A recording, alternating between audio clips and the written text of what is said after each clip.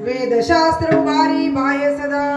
माऊली म्हणतात की नाम घेण्यासाठी तुम्हाला संन्यासी व्हायची गरज नाही, संसार सोडायची गरज नाही, कोण्या गुहेत जाऊन बसायची गरज नाही, संसारात राहूनच नामाचं चिंतन आपल्याला करायचं आहे।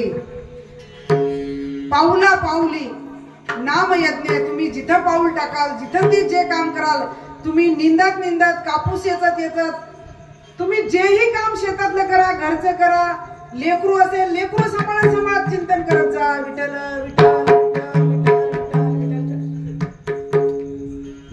लेकराला म्हणायचं हा माझा बालकृष्ण आहे, नात असेल तर म्हणायचं ही राधा आहे, ही रुक्मिणी आहे, असं सांभाळायचं। आणि खरं सांगा ती राधा रुक्मिणीच आहे।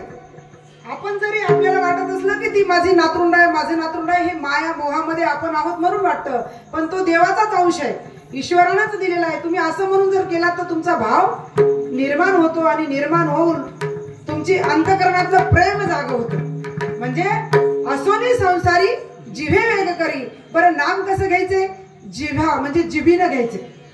प्रत्यक्ष म्हणजे चारी वाणे आपल्या शुद्ध होतात।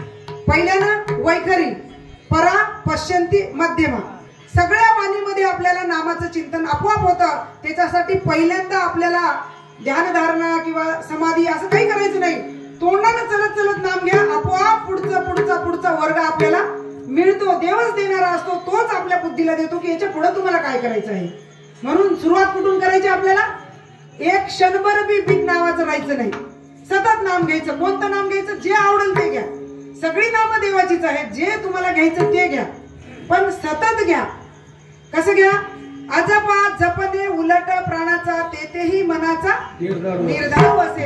हरिपाठातच सांगितलंय माऊलींनी का की तुम्ही जर सतत जिभीनं नाम घेताल तर एक दिवस असा येतो की नाम जपायची गरज पडत नाही, तुमच्या श्वासानं प्रत्येक श्वासाखालीच नाम आपोआप चालू होतं।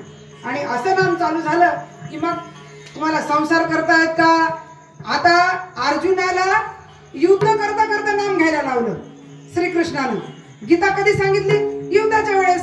मग नाम घेत घेत युद्ध करता येते तर संसार करता येत नाही का? येत आहे। आपण म्हणतो मला कुठं वेळ आहे, आणि तो तुला देवाच्या पुढे कोण बस म्हणलं? घंटा 2 घंटे बसू नको बाबा, तू बसूच नको, 1 घंटाही बसू नको, 5 मिनिट देव कसे धुवून ठेव आणि तू 24 तास नामाचं चिंतन करतो, तुला वेळ देतो।